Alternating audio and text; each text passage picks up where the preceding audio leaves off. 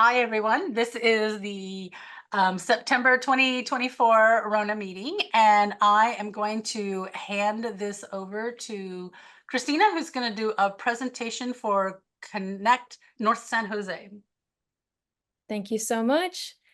Well, let me share my screen. I have a presentation here.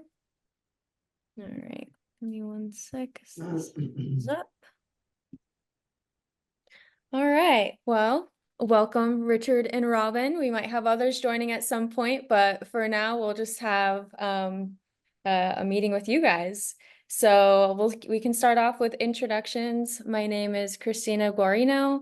I'm a senior engagement manager at Winter, and we do various community engagement projects around Northern California, working with transit agencies and cities, helping them gather input from the communities who live in those areas where they're making plans to make sure that these plans are based off of what people actually want to see happen in their cities. So I will pass it to my colleague Stefania.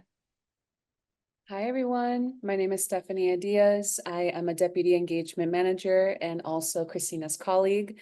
I've been working with Winter. I'm coming up to 2 years, and I'm really excited to just listen in and gather feedback. It's nice to meet Eugene, also Richard and Robin. Thank you. One connection. I'm actually Marcel Cuby. Gina's had to take another phone call, so Okay. that's okay. Nice to I meet should you, have changed Marcella. my name. That's okay. No worries. Richard, would you like to introduce yourself? Well, yes, thank you. I'm Richard Santos, the Vice Chair of Santa Clara Valley Water District. Of course, the Director of District 3, which is all of North, of course, San Jose and Sunnyvale and Santa Clara. Alviso, Milpitas up to Berryessa on McKee. And I'm also an Alviso advocate. And thank you for the transportation. We're behind times and we need to catch up and pass the east, but just to have opportunity, I appreciate it very much. Thank you. Thank you so much for being here and for all that you do. Robin, would you like to introduce yourself? Sure, I'm driving, so I can't be on camera. No worries. But I'm a former North San Jose resident and still keeping a little bit an eye out for what's happening transportation-wise in North San Jose. So excited to hear what you've been up to. Great. Well, thank you so much for tuning in. So let me go to the next slide here. So the goal for today is to introduce you all to the Connect North San Jose plan, but mostly to gather feedback from you all on the transportation needs you see in your community.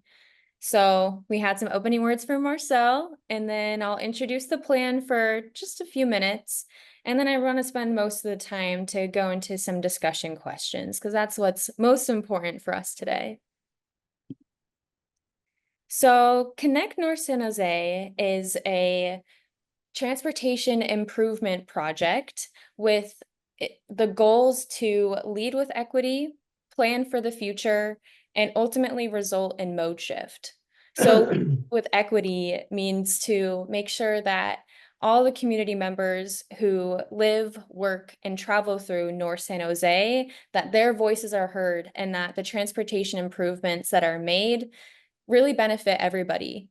And planning for the future is really important because North San Jose in particular is going to have a huge amount of population and employment growth over the next 10, 20, 30 years. And so it's really important now that we create a network that promotes community and safety and health and resiliency. And for mode shift, I think we all know that North San Jose is really built for cars right now, that, if you're driving, you can drive around pretty well, although there might be traffic. But in terms of biking and walking and transit, those are the areas that we're really focused on improving, so that people in all modes of transportation can get around easily. And I just want to note, feel free to pause me at any point, ask questions, even before we get into discussion. It's just the five of us here, so feel free to jump in at any time. I was going to make a comment on Yeah. the mode shift Uh-huh. about the cars, the comment that you made that, it's really easy to get around with cars. Um, m- Anytime someone says, hey, let's go do something together, you want to meet somewhere, I always tell them it absolutely doesn't matter where you want to meet because it's going to take me 20 minutes, no matter what, to get to anywhere. And I'm sure other people, it takes them time to get somewhere. But I've got friends in Los Gatos, in Santa Clara, in even Los Altos and Palo Alto. And I just tell them, I don't mind because there's nothing to do here. I say, I don't mind going to where you live. It's no matter what, it's going to take 20 minutes, no matter where I go. And so, yeah, it's easy to get in a car and move around, but I have to get in a car Yeah. anywhere and do anything unless I want to go to a Starbucks. And then I can walk, there's a Starbucks like every less than a mile that I could, go from Starbucks to Starbucks to Starbucks if I wanted to. But other than that, there really isn't much. Right. Yeah. No, that's a great point. Yeah, I'm glad you said that, and feel free to speak up at any point, Marcel. So to give you guys a sense of the planned area, here's a map too, and I'll zoom in on a second, but I wanted to first read off just the overall plan vision, which is to create a safe, equitable, and climate-friendly multimodal transportation network that is innovative, supports economic vitality, and bridges community barriers. So it's a pretty loaded statement, but that's how we could condense the goal of the project into one sentence. And then I will zoom in here so you guys can see more clearly. It's kind of a funny shape, but you can see here's the Guadalupe River Trail. Here's the Coyote Creek Trail. Here we have the airport. Here we are up here. So this is the plan boundaries. I just wanted to pause here. Are there any questions any of you have at this point? Yes, Christina. Go ahead. And thank you. I'll go through the chair here. The Alviso community has been neglected by VTA and all transportation, and you even show it by your projected boundary, which is really a shame because when the light rail came in, they stopped at Tasman and went west. And since then, all those orchards are gone, and now it's all built with Silicon Valley and shopping centers and apartments and housing and so on. Then you cross 237. So our residents don't have the opportunity to catch VTA or any of transportation other than a bus. Even the train does not stop in Alviso. So I hope with your help, we can be more fair and equitable to an underserved community. For 57 years under the city of San Jose, it's been atrocious and very questionable why the community, and we're very diverse. And this is really sad. So if this is going to be about extending opportunity to at least 237, where our folks can either walk and get some kind of ride there, that would sure be helpful. Gives them the opportunity to see the world and see our county and take advantage of shopping, and because we have mom and pops and there's not much opportunity. So that's just, it's not my 2 cents. That's the reality. And that's been going on for about 50 years or more. Really tough. So whatever you folks can do to bring an attention of equality, we now have Top Golf into Alviso. Now the transportation has really increased, and we don't need a lot of cars in a small community. The pollution is gathering, and I'm not here to preach a bunch of environment stuff, but it's all real. And then you got the 49er games and all those things. The transportation is bumper to bumper through our community. So we need a way to be able to go out and meet folks and shop like everyone else. And for whatever reason, and I know it's called underserved economic lack of support, but it's really unfair. And I hope that, again, I'm looking forward to hearing the rest of your plans. Yeah, I second Richard's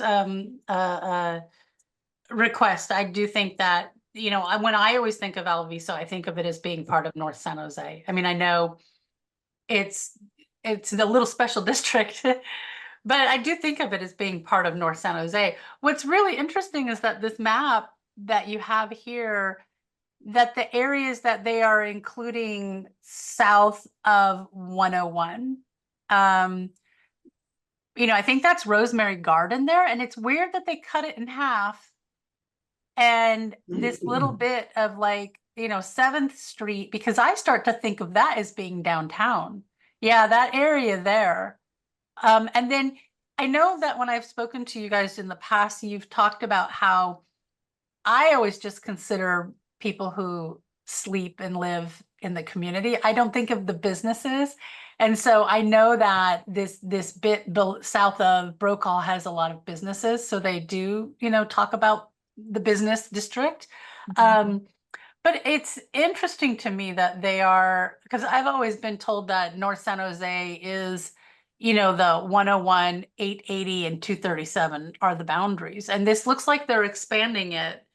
And is that because these areas are less served by the areas that they're adjacent to? Or is it that you're trying to bridge across 880 and across 101? Are you trying to cross those boundaries or what? That's a great question. Our team didn't create the planned boundaries here, but I think that's an excellent question that I'll ask the city and the planners who did create this. Yeah, because that's one of the things that happens with the freeways is that they do create kind of artificial walls. Yeah, I always think of along I call it Old Oakland Road, but along Oakland Road, half the time I think it's Milpitas, and my mom's always telling me, no, that's San Jose, but I always think everything on the other side of 880 is Milpitas. I don't think of it as San Jose, and bad on me, I guess, but I'm not really sure exactly where the boundary is, but. Yeah, no, I think those are great questions, Richard. In terms of the planned boundaries, what Marcel was saying, does that resonate with you as well? Christina, do you represent? Maybe I came in late. What do you represent? Are you the city of San Jose? What are you folks? I don't know. Yeah, so we work at a company called Winter Consulting. So we're a consulting agency that primarily does community engagement, and we work with the city of San Jose. So we help do their community engagement for these projects. So we gather all the feedback, and then they review the feedback to help create the plans. Is our council person? I don't know why he or she and his representatives are not here. Is David Cohen working with you folks? Yeah, we work with David Cohen to an extent. Yeah, he's been informed. He came to our he should be our the workshop advocate of last this month. to making sure the underserved community, which is his district. So that's my input. I mean, doesn't make sense to me if he's not. I don't understand it. He should be advocating transportation to the community of Alviso. It was a city in 1852, and in 1968 we consolidated. So now we're a community, but we were a city. And to be not engaged in transportation doesn't even make sense. Yeah, well, I can say from the engagement piece, we are trying to be intentional about engaging with communities all throughout and beyond the project barriers. So we are doing engagement in the Alviso as well, and really trying to hit the edges of the planned boundaries, because those people travel through this area too, and we want to make sure that their input is included in this plan. So that's kind of gets back to my question about is this I know you're focusing on what is going on in this area, lack of transportation, public transportation, and biking and walking and making it easier. But is it also, because I saw your thing about to the left, it says ridges, but I think it's supposed to be bridges. So bridging that community barrier, is that bridging beyond these lines here that we see here? That's what I was asking before. Is this part of that trying to make it more connected with other parts of the city? Okay. Yeah, that's one of the main goals of the project. So over the last few years, the city of San Jose has been conducting other transportation plans, for the west side, for the east side, and now it's for the north. And we're just trying to zoom into a portion, but also we're, taking it into the context of the rest of the city of San Jose and trying to make sure that it is integrated with the rest by first zooming into this portion. But yeah, I mean, the city is working with the cities of Santa Clara and Milpitas. We're working with, you know, the community in the Alviso area. So we are trying to, you know, make sure that we're expanding beyond just this project boundaries within this plan. Okay. Yeah. Great. So I'll go on to the next slide here, which just shows kind of a zoomed out view of the timeline. So we started this plan back in January of this year, and it's expected to conclude September of next year. So it's divided into 3 main phases. The first phase was really focused on establishing what the existing conditions of North San Jose are. So we've been doing significant outreach with communities and businesses to first establish what are we working with. And then in phase 2, it's identifying and evaluating the necessary transportation projects that can help people walk, bike, roll, take public transportation throughout the area. And then the third phase is to create a plan based on, you know, the recommendations and the technical analysis of proposed recommendations for North San Jose. And all of this is done with the community, with community input through engagement throughout this entire time. Any questions about the timeline? And just a note I'll make is on the very last slide of this presentation at the end, I'll show you all a QR code and a URL, or if you just look up Connect North San Jose, there's a web page on the City of San Jose's webpage that we keep updated on a rolling basis, which shows upcoming engagement events, and we'll, you know, upload plans, draft plans as they come. All right, so here, before we launch into discussion, I wanted to set the scene for how the city of San Jose kind of evaluates transportation plans. So Move San Jose was a citywide transportation plan that we helped conduct community engagement on back in 2020. And this significant community engagement resulted in these 9 goals for how the city of San Jose will evaluate future transportation plans. So I would like to get your kind of thoughts on how you prioritize these goals. So first, I'll just read them out loud. So we have access for all, clean the air, connected neighborhoods, enjoyable transportation, less driving, move the economy, plan for the future, transportation safety, and 20-minute neighborhoods. And I would love for you all to either put in the chat or say out loud what your top 3, if you could only choose 3, what your top 3 goals are from this list. And if you have any questions about how to define these or what they mean, feel free to ask.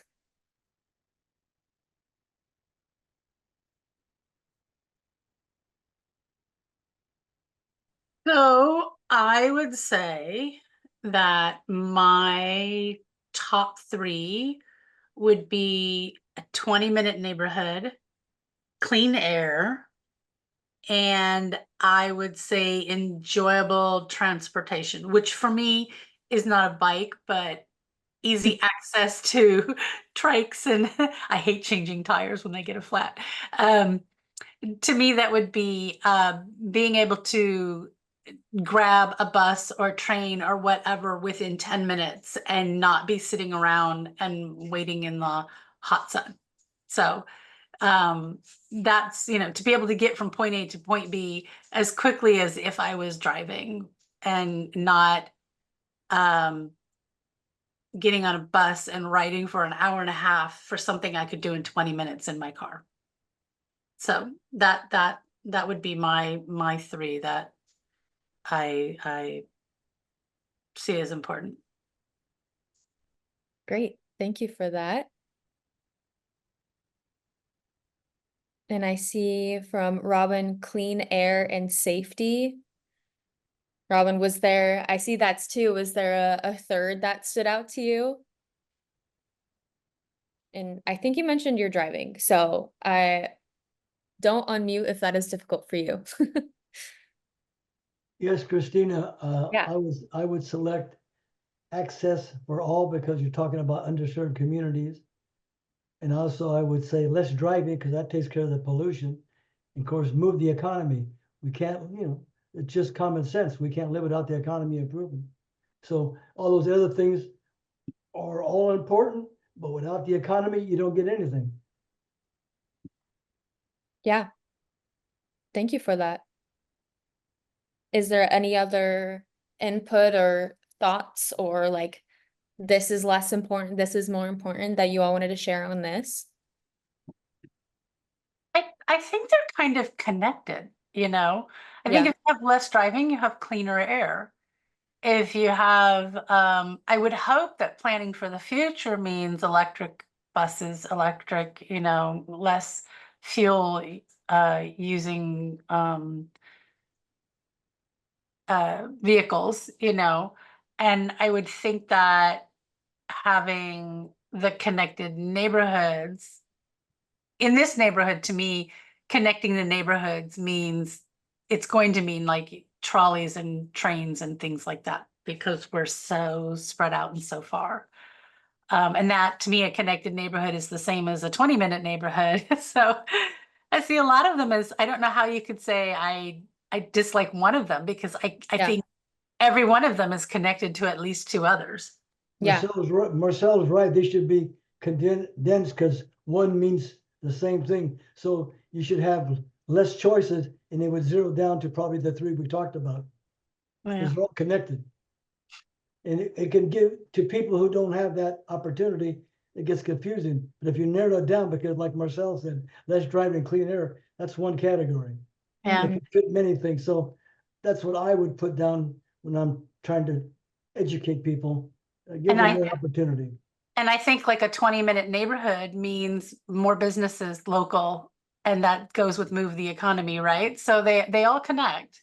Yeah. I think that all of these goals are great for improving everything, the economy, the air, the connection between people, the diversity and the ability to actually go elsewhere, not being trapped in just your neighborhood. So You should Yeah. have a heading and have 3 subs. But anyway, they're good talking points and they're good. Appreciate that input. All right, so now I'm going to go into a series of 5 discussion questions, which might lead us to more questions. And I'm hoping to spend around 5 minutes or so on each of them. And as we've already been doing, I just love to hear your input on these questions. So going into the first one, so what influences your travel choices in North San Jose? And Marcel, I was already picking up on great input from you about, like the time it takes to do something. But yeah, curious to hear from the rest of you of what influences your travel choices in North San Jose. can I just ask for clarification? When you say travel choices in North San Jose, do you mean traveling just in North San Jose, or do you mean just what influences us to get in our car or pick up a bike or whatever? I think it's like whatever your mode of transportation is, whether it's like driving, biking, etc. What influences you to use that mode of transportation, primarily in North San Jose? Okay. The problem in Alviso, Christina, as I've indicated, we're disconnected. Just for a police response is 1 hour. It's the longest the entire city of San Jose. So that's just one issue. But for our folks to go shopping or having the best opportunity for deals and sales, you can't. And even to go to Target, which is across 237, it's walking distance, but quite a bit. So we're really, North First Street has been really disconnected, especially Alviso. And that's one of the political issues that we have. Where Marcel lived, when I was a young guy, we all picked pears there and I worked. It was a different time, and Alvisa was still isolated, but we were our own city. But today, the opportunity for those folks who live there, my folks, my friends, relatives, again, the opportunities for jobs, for shopping, for all the major categories. And that's why example, I don't want to take this over. We have a Santa program because when I was a young kid, there was only a few of us could go to Macy and take a picture with our family with Santa Claus. So today we've done that for 42 years. But that sticks with you, knowing how isolated we were, and you want to be treated like everyone else. That's just a small example. So today, but when Alvisa was in the 20s and 30s, we used to have a train station. But when the 50s came, it's all gone. So there is no connection for us. The closest is across 237, then you got to go to Milpitas, which is not good for San Jose. Should be helping us to get the sales tax and spend it on the city of San Jose. So Marcel and I can sit here all day and tell you about the lack of libraries and all the things that, and our district, the truth of it is, should be a separate district. We have about 100,000 people, and we don't have good representation. And her mom, her, and I, and we've been not just fighting, trying to make sense of this whole thing. So when we're having this discussion today, I don't want to monopolize this. There's a disconnect that we hope you'll make those recommendations, and the city will finally wake up and treat us equally. Thank you. I would say that I'm going to just comment on what Richard said, and then I'm going to tell you about my influences. So I can imagine, because there's a couple of cute little restaurants, tasty restaurants in El Viso. And if there was a train that people could hop on and go up to, I think that there would be more small businesses in El Viso. I think just having a light rail track that makes it a destination spot. I know there was talk a while ago about a restaurant, because El Viso is right on the bay, and they talked about maybe having a ferry open up, and there's a whole bunch of opportunity that's being cut off for El Viso simply because there's no great transportation and they're cut off by 237. So that is something that I think it could be a really cute, thriving little town if it was easy to get to, and people, saw this opportunity for the small businesses and stuff like that. What influences me to get in my car, because I always get in my car, is when I need to go shopping, or I need to meet a friend, or I need to go do something. That's what is why I get in my car. I've had a bike, and my mom and I both got bikes, and we thought, oh, we'll bike along the berm. There were so many thorns just going from my house to the berm but when I got on the berm, the tires were flat. Oh no. And I was just like, this is not fun. I said, if I'm ever biking again, I'm taking my bike over to the Bay Trail and I'm going to go bike over there. So just the fact that, and the trail on the berm doesn't go very far. The city of San Jose did not finish the trail. It's not a complete thing that you can do. So the fact that if I had a bike today, I got rid of it because of the thorns. If I wanted a bike today, and if I had a bike today and I wanted to go off and do something, I would put it in the back of my car and take it to the Bay Trail, because they've got a great trail system there. I've gone to walk over up in Alviso, and I get in my car and I go there. There's a lot of times when, grocery shopping, whatever, I have to get in my car to do everything. There isn't anything other than Zoom there and having things delivered. There's nothing that there's nothing I can really do easily. I have to use my car because someone says there's a bus in my neighborhood. I've never seen it. So, yeah. Marcel, if I can you remind me right now the trail that you mentioned that you would bike to? The Bay Trail. The Bay Trail? That's over by Shoreline. Shoreline, okay. Just Yeah. not jot that Yeah. down. Thank you. Yeah, and I've walked, like Alviso has trails and I've walked along them as well. But yeah, it's like Shoreline. If you think of Shoreline, there's a whole bunch of trails up there. And they have like nice little parks. I mean, that's another thing, is that the city of San Jose, when they have these trails, they're along the river, like Coyote Creek or whatever.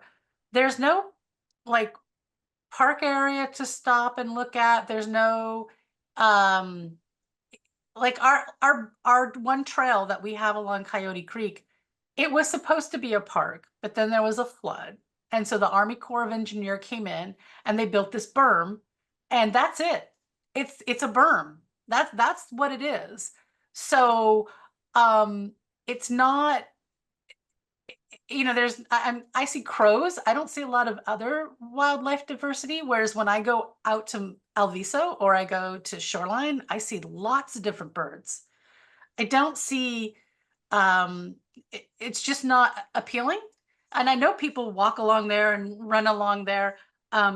There's a little bit of safety concern for a lot of people because of the homeless there. So a lot of people don't feel as safe going along the trail there. But it's not a lovely trail. We've been neglected. You know, the city's more focused on developing trails downtown along the river down there, and not up here. So yeah, I think most everybody, they can do a short walk around the neighborhood through the complexes basically. And we have some pretty paseos. They made them look very nice, but not if you want to, you know, see wildlife or whatever. But again, Marcel has an excellent point, because on the Guadalupe side of Santa Clara, they do have parks that align Guadalupe, where Marcel says people can stop, barbecue, and just walk up to the levee and observe the wildlife, and walk to the trail that goes to Alviso and finally to the shoreline. So she's right. Here's the coyote. Back in 1998, close to $100 million was finally provided so we wouldn't flood. And it went all the way to Tremble Road, which is excellent. But there is no park that you can visibly, well, you can walk the trail, but where's the observation or sitting down and relaxing? And that has not been done. And then once you pass Tremble, the creek is the way it was in 1777. Yet you built a metropolis all around it with no parks. It doesn't even make sense. But that's because of the treatment of North San Jose in the city of San Jose. The planning has not been good.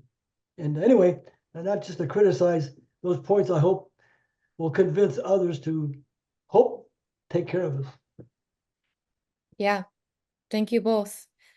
Robin, if at any point you want to come off mute or add any thoughts to chat, we'd love to hear your thoughts as well. But in the meantime, I will go into the next slide. So the next question is, what changes would improve your quality of life in North San Jose?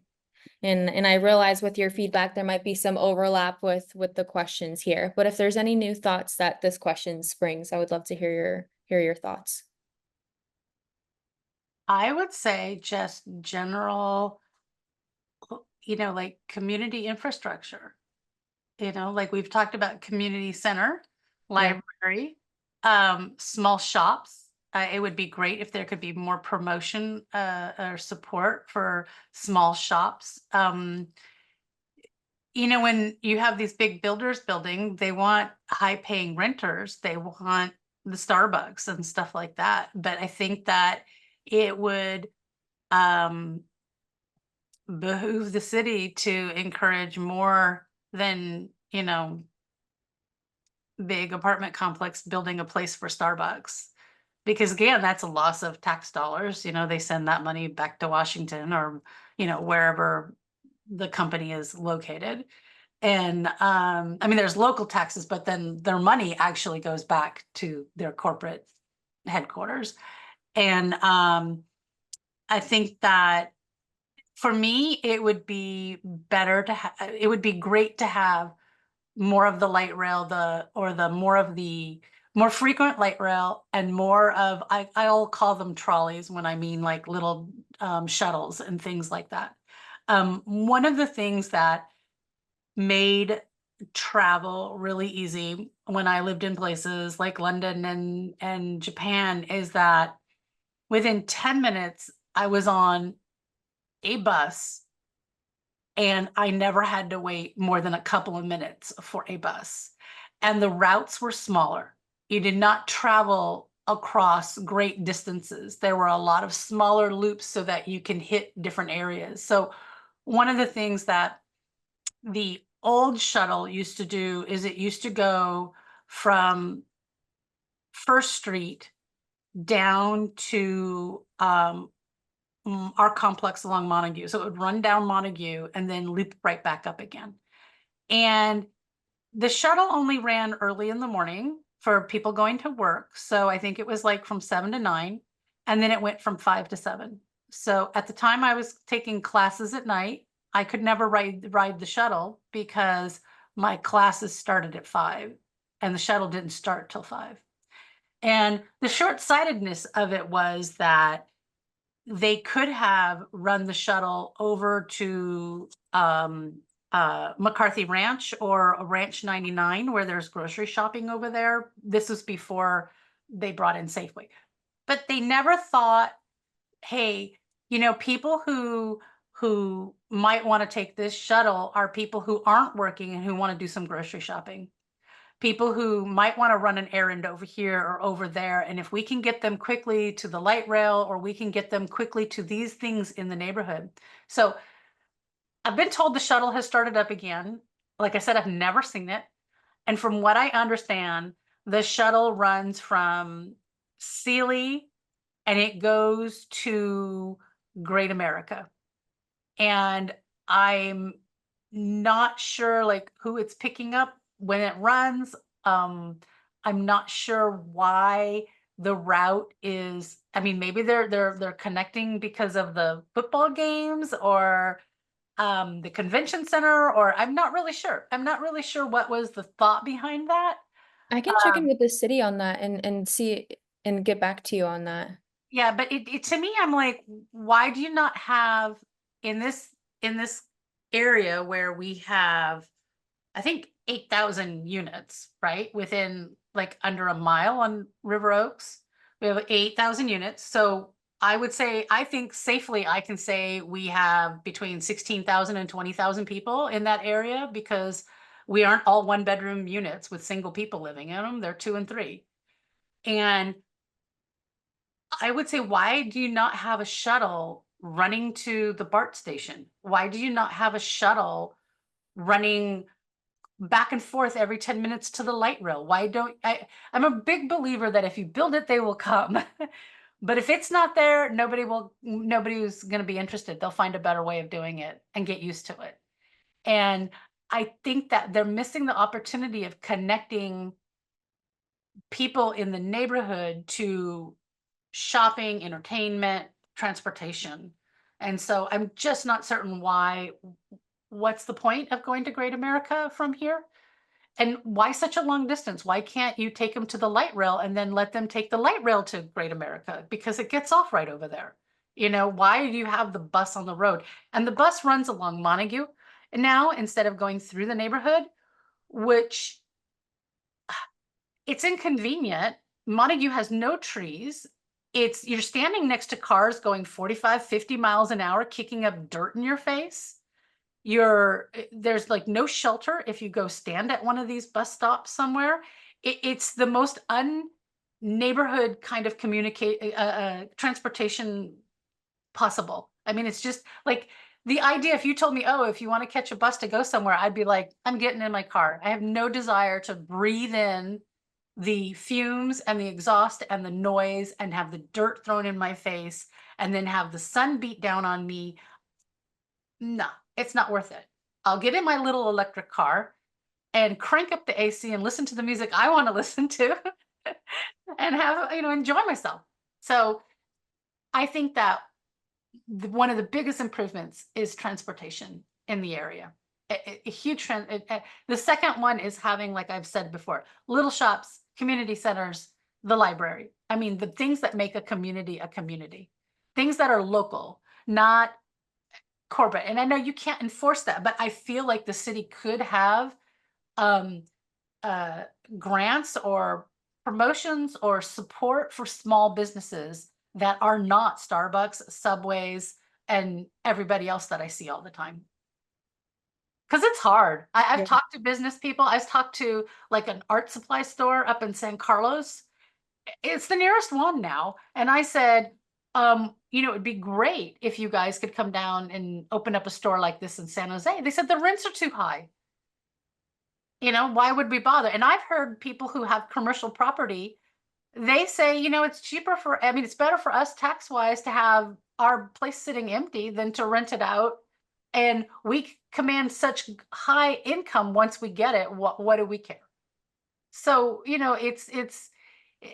and most of what's going on up here is the big like Cisco, Intel. And so the building owners, they all built for that. And there are buildings that have been empty here for ages. And it's, they're just sitting there doing nothing. And there's no incentive. And I think that the city needs to help small businesses. I'm not saying that they're not doing it, but I don't know what they're doing to. Yeah, you want to see more of that. Yeah. I want to see what they're doing to encourage that and make it better for what makes a community. I mean, how do you incentivize an independent mom and pop versus Starbucks?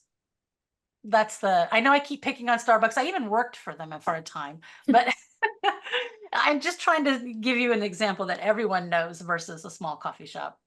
Yeah. There's a lot on the Alameda. Why can't we have them up here? Yeah, Christina, there's a few things, and Marcel has really hit on some important ones. But let's start off with opportunity can only come with transportation besides buses. Like she said, shuttles and other opportunities, especially when it comes to education, shopping, and so on. Let's talk about parks. There's no question that we have less. Let's talk about open spaces and so on like that. They need to be preserved because that was a legacy of beautiful open space. Now it's being condensed and compromised. And I sure hope open spaces comes with parks. We need a safe way, not in Santa Clara, but in San Jose on North First Street, or a big store to shop, because you're losing sales tax. San Jose is supposed to be developing and using that development money for our behalf. But why would you want to go to Santa Clara? So I'm not against that. I don't go over there, but there's nothing in North First Street that can bring people the opportunity to a big shopping. So that's not there. Let's talk about a community center, a clubhouse. Gene and Marcel and I have always said that. I don't know how they can continue developing with the school and what they're doing and not put a community center in. It's too big of an area not to have one where they can have privacy, they can have meetings and be involved. So these kind of things could be addressed there and be less cumbersome. We need a police substation in North First Street. It's overdue. It's completely crazy with the ETA and the lack of police in North First Street. It's just unbelievable, the slow response and the lack of patrol and visibility. Recycle water, you got a plant right down there that we operate. Purple pipe should be there, an opportunity for all new construction to save the planet. At the same time, City of San Jose should have an ordinance. If you hook up, give you incentives. And that how you use recycled water, it's there. And the former mayor wouldn't do it. This new mayor, I believe, is going to be supporting that. But we need that opportunity. You put a brand new school in, half a mile away was the recycling plant, and they didn't hook up. It don't even make sense. For the next 20 years, you would have saved $15 to $20 million for the taxpayer. But the most important, that's where kids go to school to learn. Recycling water is the future, which is now. Don't even make sense. Water stations that can be done. There's so many things that the city of San Jose is really not connected. We have these meetings thanks to Gina and Marcel, and people are getting the less and less because they're just conditioned, not getting the input any longer. And fighting gets to be so tough, small groups get tired. North First Street is being neglected. It's not being planned properly. We had a plan. Gene went, I was there, and we had a council person that took our input and they did just the opposite. So we need monitoring. That community clubhouse would give opportunity. We could have meetings in there and bring that council person to answer those questions. And that's been over 10 years ago. And that's really bad because they went and planned it anyway. And when you don't have an ordinance for recycling water, you're not taking care of our health. You're not taking care of opportunities. And yes, it costs, but if you had an ordinance, you give incentives like Sunnyvale did. So let's just don't hold me to it. A permit costs $5,000. You say, well, $2,500, and you hook up to the recycled water. You bring business and opportunities. And if they can develop the rest of the city of San Jose, with a half a mile away, the station is there for recycling water. It's a great opportunity to save the planet. And that school was built, and I went to the Unified School District and spoke to them. And they said it was a cost. And I said, how can you say such something? It's so ridiculous because you're saving in damage control for the next 20 years. You're an education center. How could you not have your showers and your toilets hooked up to recycled water? That recycling water within a couple of years now will be drinkable. And their faucets would have all been there hooked up.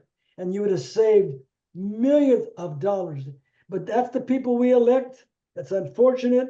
And a lot of good people are pretty tired, get older, don't want to run for office. And it's a very difficult time today. And it's not a dog-eat-dog world if you want to work together. And I hope this will start, and I hope we can have more planning with common sense. But North San Jose is being neglected by our council person we have now. It always has been, and it's developing, and it's out of control instead of good planning. Because when we had that committee, it was really a shame because the elected official did not take direction with the approval of the committee. So I hope we can rekindle that and start again, I hope. So I would like to comment on the infrastructure, because this is one of the things that Richard is alluding to or stating outright. Just the issue of purple pipes. So where I live with the condos and stuff, we have no connection to it because the infrastructure wasn't built.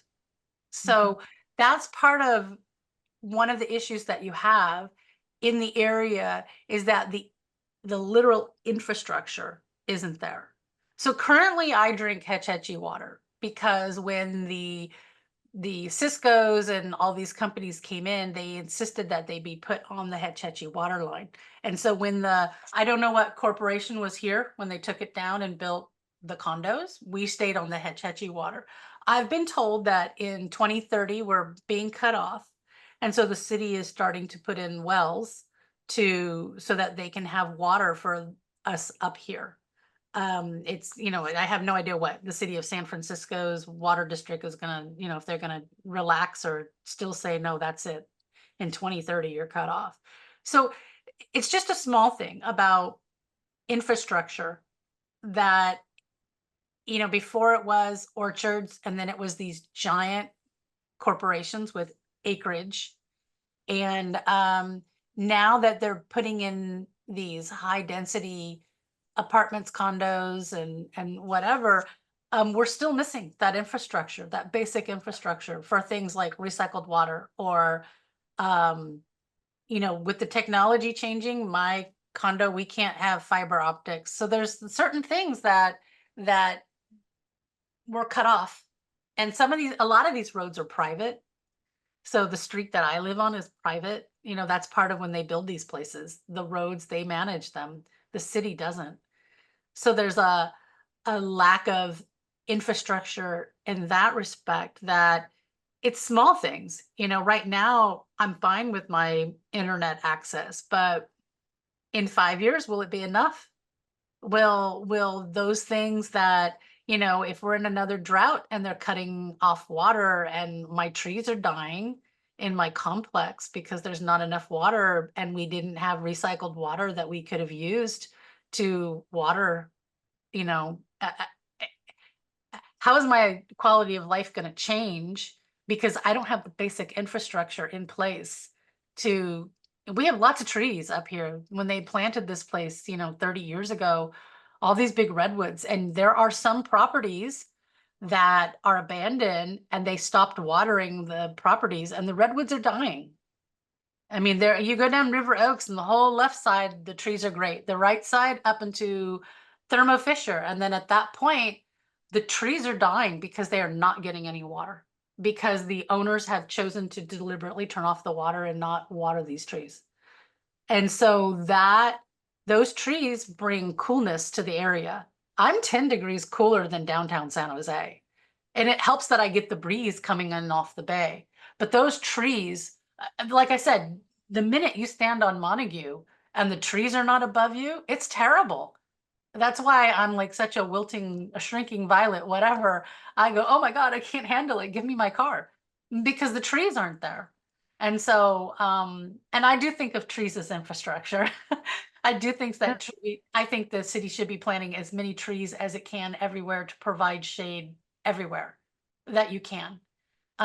Because it's an energy meet, it's a cooling, it helps, the trees bring moisture into the ground and they bring it out into the air. And I just think it's part of that I think that would improve. I mean, like I said, where I live, the trees are great, but when they don't get watered and they die, then that's something that takes away from the improvement. So infrastructure, when you say changes, infrastructure, is the main thing. We all complain about it, infrastructure. It's always cars. Everybody, and the apartment builders don't have to build parking spaces. And so they're doing it with fewer cars, but there's no infrastructure. I mean, there's nothing for anyone to hop on. So people park in the street, they park everywhere. It's not going to be fewer cars. They want it to be fewer cars, but they're not meeting they're not making it such that you don't care if you have a car or not. It's still necessary up here. So it always comes back to infrastructure. Yeah. Thank you both for all of your input. There were so many points that you all made of all the changes that could improve your quality of life. Thinking about the business lens of adding more small businesses and mom and pop shops, and not just adding them, but promoting them and giving people ways to get to them that's easy and accessible. And hearing about the buses and the trains are limited and they leave out communities that it's a lot harder for them to hop on if they're at a distance, and especially if the walk to get there is uncovered by trees and there's no bus shelters. So yeah, thank you both. That was a lot of great input, and in the interest of time, since I realize it is 7:58, I'm going to move us to the next question, which I think we are you guys are great at providing input, so I think we're again, there's overlap here, but the question here is, how does transportation in North San Jose help or limit you? And just to give a preview, these are the next questions I had planned, which is, what initiatives and programs do you use? And then the last question is there any other input? So just so you all had a sense of what the questions I had planned were. So now I'll go back to this.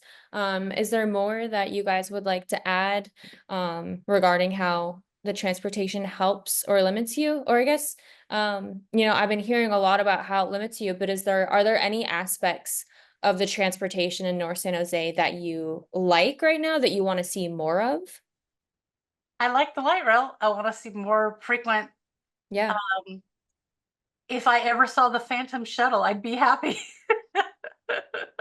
I'll pretend I've seen it once and I want to see it, 3 times an hour or more. Through the neighborhood, not down Montague. Through the neighborhood. I guarantee you, if people saw a shuttle going through the neighborhood, they'd be curious and say, hey, where does that go? Yeah. Because they don't see it like me, and they don't know it's there. I mean, let me just tell you the little shuttle story. Don't worry about time unless you're worried about it for yourself. We had a shuttle here and we paid for it. Our community paid for it. they taxed us, and we paid a special fee. We pay a special fee to keep the median green and have the plants there. So we had little special assessments in our neighborhood. So the shuttle was completely paid for by our community. And one day we got a message from VTA saying that they were going to cancel the shuttle because it was too expensive for them to run. And we came back and said, wait a second, we pay for the shuttle. And then VTA came back and said, oh, well, in that case, we're not going to charge you anymore because we don't want to run the shuttle. So I was surprised to find out that it's running again, and it's being funded by, I can't remember, but it's being funded by somebody else. It's not, I don't know how much they're funding it, but it's being, the shuttle is not something that the city itself would run if it wasn't for somebody else funding the shuttle. And maybe that's why it goes to Great America, because of the people funding it, and they're the ones who do that. But I think that if it was more frequent and it was cute and running through the neighborhood, people would be curious and jump on it. And I think, Robin had a question. Oh, thank you for flagging that. Let's see. Robin said, I had a general question about the plan. Is it using a blank slate approach, which I would prefer, or how will it interact with previous planning efforts? That's a great question, Robin. Thank you. So it's building off of what the city of San Jose is trying to, like I was saying earlier, connect the city.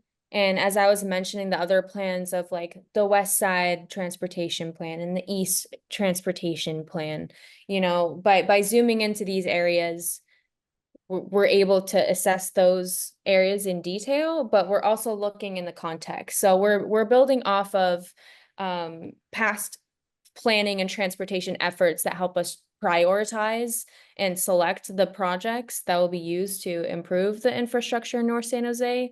And you can find the links to those and be able to read those plans on the Connect North San Jose website. We list and link some of those past plans as resources, but they all have similar goals of, making multimodal transportation easier and more accessible.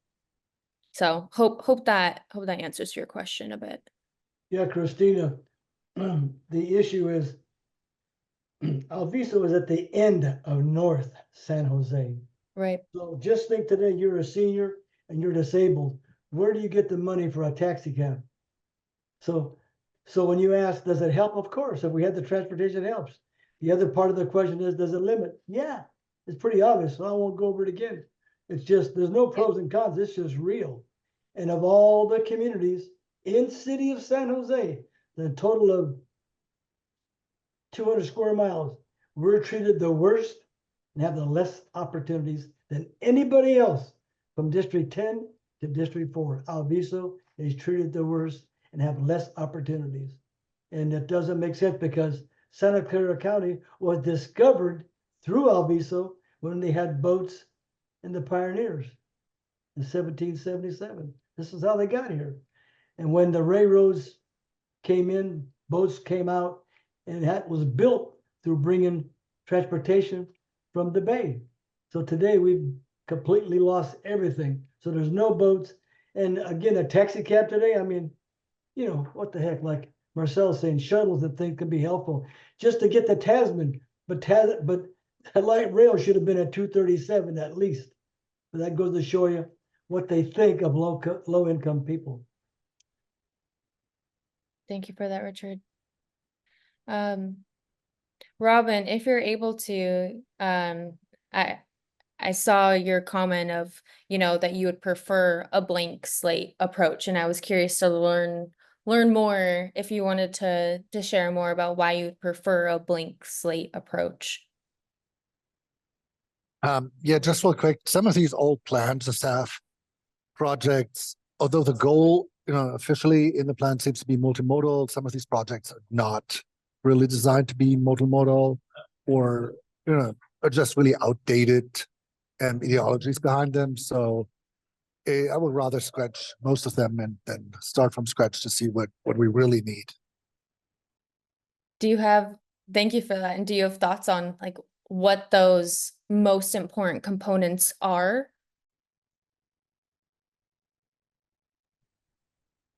What do you mean? Yeah, you mentioned, to make sure that to start from scratch, to make sure that we know what we really need. And, if you're willing to share more, I'm curious to hear from you what those pieces are that you think are most important to include in a plan if we were starting from scratch. I think Marcella and Richard touched upon most of these. So I don't think I need to expand on that. It's been a really good discussion. Thank you.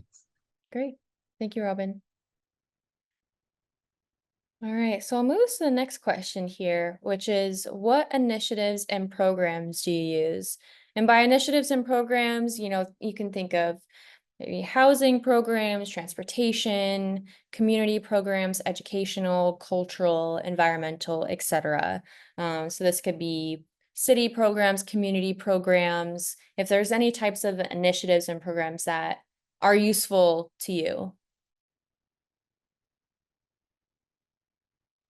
I can tell you that I'm not aware of any community programs in our area at all.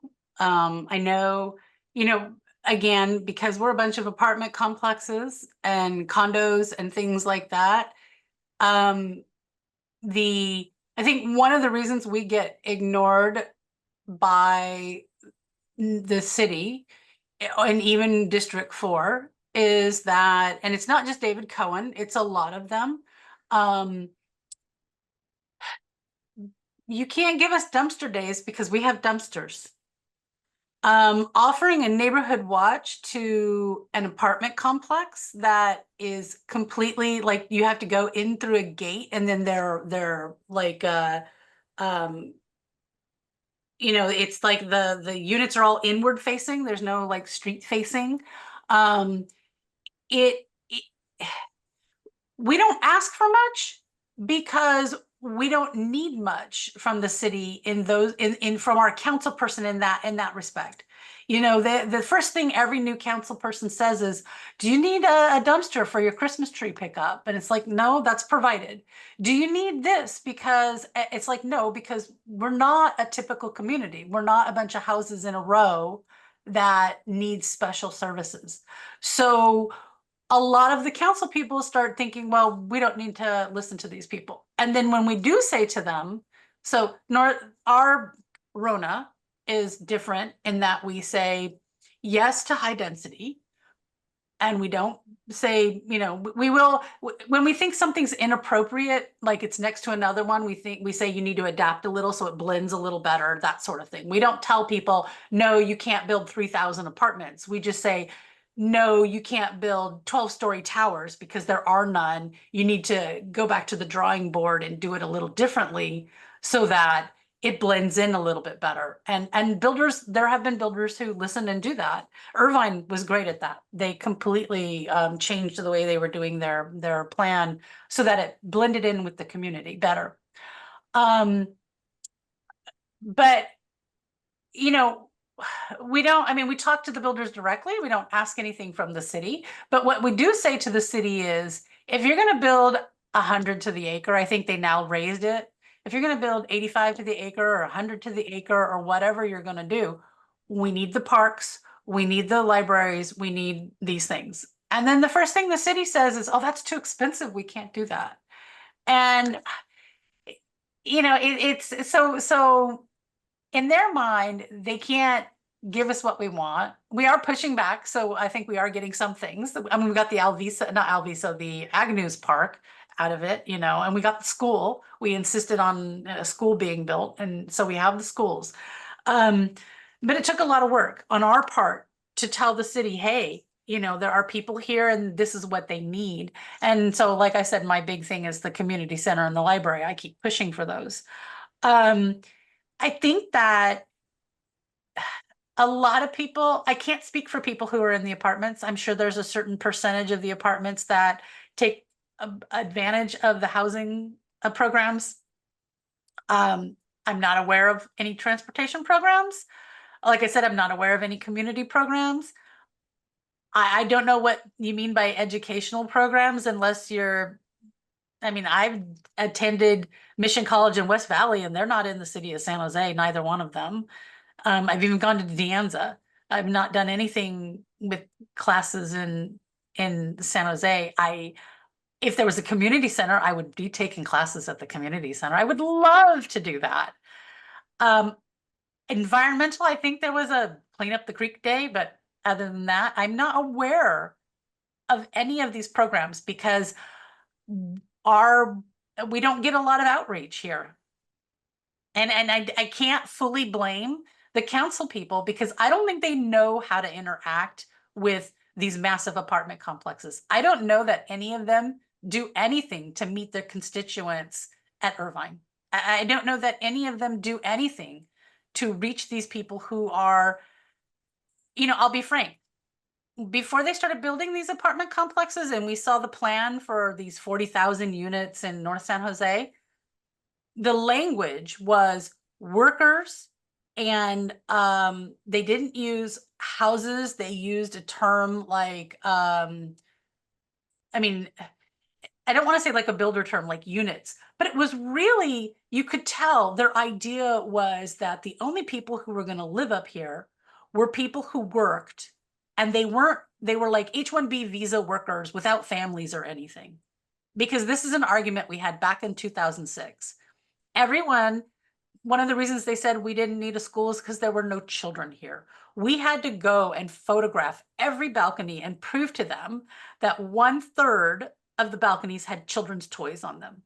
We had to show them children playing in the streets because there was no park or any place for the kids to play.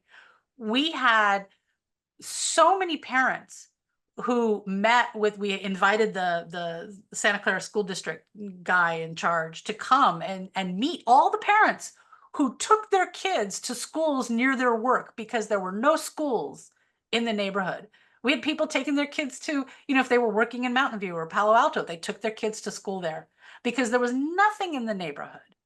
And I think this is what happens when you have these apartment complexes, and there's just going to be more of them. When your density is that high, it's going to be more apartments and more, and the city, saying, well, that's not our problem, that's the apartment complex. If there's a crime in the apartment complex, the person isn't going to call 911, they're going to call the manager of the apartment complex, unless it's a really serious crime, Bye, Robin. It was nice to see you or hear from you. Thank you so much, Robin. But it was, I think that I think that the city, if they're demanding high density, they need to, these people need to learn how to interact more with these apartment complexes. But getting to your question, I got off on a tangent. I'm not aware of any of these things. And like I said, I think it's because we don't have engagement with the city. And it's because the city doesn't know how to engage with high density. I think it's easier when it's downtown and someone walks out onto a downtown city street and they see things around that are there on the street. But we don't do that. We walk into a garage and get in our car and drive somewhere. And maybe we'll be walking around on our day off or something, but there's no street presence. There's no shops on the street. There's none of that. It's a different environment, and I don't think the city knows how to engage. That's great input. Yeah, I mean, hearing from you that you're not seeing any of these initiatives or programs, and it sounds like there's a lack for all of them, that if we had any of these programs, that would, have people who live in these high density buildings to go out of their apartments and meet their neighbors. And if there was a community space and they could gather in that community space, or, more parks to gather. So I do want to say one thing. Yeah. We got a park right down the street from us. It's the River Oaks Park. I think and I'm not saying this because I live there and we, you know, insisted that we have a park, but, I think that this is one of the most dynamic parks and one of the most successful parks in all of San Jose, because it's a small park, but there's a lot of different things to do. And because it is surrounded by this apartment complex with, like I said, 3,000 units, that's just that apartment complex. That's not all the other neighbors who can easily access it. There's always something going on. The kids' playground is always full, packed. There are people playing chess on the tables. There are people playing tennis. There are people just sitting down. There's a woman who I think every evening she does like an exercise class to Indian music. And you know, she puts out her boombox and starts it up, and people just walk up and start enjoying it. And then part of the path has like part of the park has like a, you know, like a path with the reeds and the swell, so you feel like you're not in the city or, you know, going through the forest type thing. And it's such a great park, and there's a bathroom there. But it is such a great park, and it is always busy. I go down the road to North Park and nothing's going on. I go to the next park up on Riverview Park, nothing's going on. I've been downtown, driven past parks, and unless they're holding like a music event, it's nothing like this park. This What do you park, think makes that difference? I think it's the diversity of what's in the park. It's not just grass. It's a yeah. bunch of different things. And I do think it's the density, you know, the apartments around it. When you have that high density, everybody's got to get outside and, you know, get out of those four walls and do something. And it's a park that meets a lot of people's needs. It's not just one thing, you know, it's got a bunch of things going on. And so I think that's one of the reasons why it's a successful park. And it's Yeah. got a lot of trees. That's one of the things we insisted they not cut down the redwoods and they preserve them. And it's other than the little grass spot, which I think is a failure. There, you know, the rest of it is got trees, and people like being under the trees, you know. Yeah. Yeah. Yeah, Christina, there's a complete disconnect. The council person is usually responsible to giving us, when he first got elected, he'd come to the RONA meeting, come to Alvisa meetings, have a staff member come on a monthly basis. That no longer has happened. And there's a disconnect. We have three ways to get information to Alviso. Alviso Santa program, our medical center, and our school and library. And they don't contact us about any of these things. So that means they're not getting them. And most of the people in Alviso doesn't mean they have computers. And so we can go on, but the school would send flyers out with their students on a Wednesday. So to make it short answer, there's a disconnect from our district council person.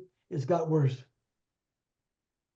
And the Thank city you of for that. San Jose usually goes through the District 4 council person. So we don't get, and by the way, every one of those listed, we would take advantage of if we had the opportunity.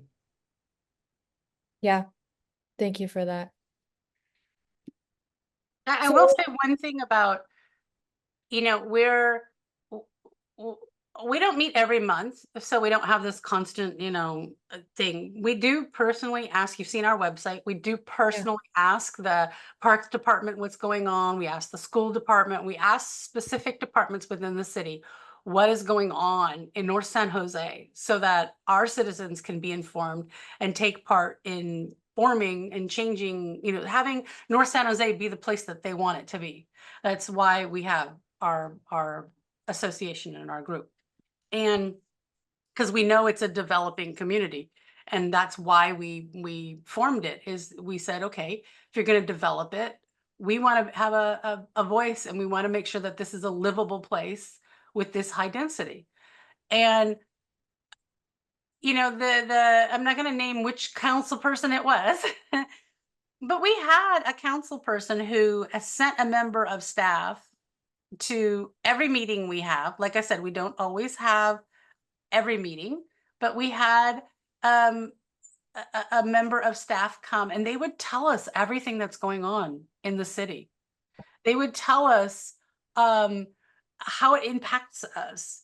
That interchange that connection with the city, we don't have. We lost it, I don't know when, but I feel that the community input, the community involvement, that part of that, you need that interaction with the city. And um it would be great if we had a representative from the city that is more. I think that one of the things that would help in Alviso and North San Jose and just these all areas is if maybe there is a um uh ambassador of sorts that works in the area to get that connection going and get that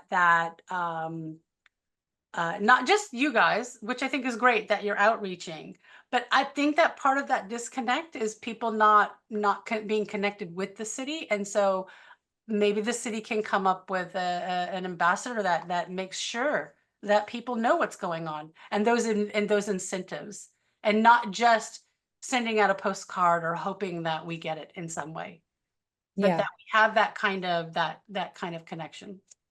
yeah. Yeah. Thank you. That your feedback is helpful. And this will all be communicated with the city. So I really appreciate you all sharing that. Um, this was the last question I had for you all. If there's any last thoughts, feel free to share before we wrap up. This is a QR code you can scan. This is a shortened link, but you can also just type into Google Connect North San Jose and it'll be the first website that pops up on your browser. And this is posted on the RONA website as well. And if you have any other questions about the community engagement, feel free to send me an email. It's just Christina@winterconsultants.com. And then you'll see on the project webpage, Pete Rice, peter.rice@sanjoseca.gov. You can ask him any specific questions about this plan. And we can also relay questions and communicate in between as well. I do have one last question. You don't have Yeah. to answer it, but it's something I'd like to know is what is it the city imagines and wants to see? I am really curious as to what they envision. Because like Richard said, there was an envision North San Jose plan, and they met with people, and there was a plan in place about what the future of North San Jose. And we don't know what that is anymore. We don't know. It feels like the Wild West, that they're just going to let builders do whatever, But I would like to know what the city imagines. Not what they think they have the budget for, but what they would love and what they would hope for. I would like to know what not just the practicalities of things, but I'd like to know what they dream of. Because I think if they say this is what we would love to do and this is what we would try to do if we could, Yeah. maybe more people could be involved in seeing how some of that can be done, as opposed to, well, this is our budget and we can only afford this.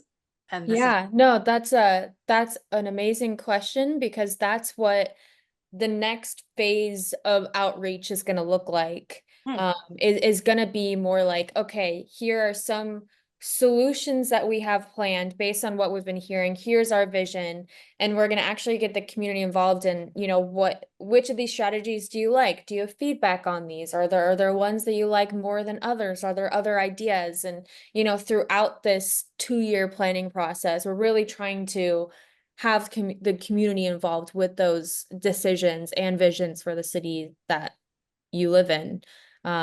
So as for answering your question, I would just go back to, the goals and visions I outlined at the beginning of the presentation, or that's on the website. But in terms of the specifics, that's what's coming next. okay.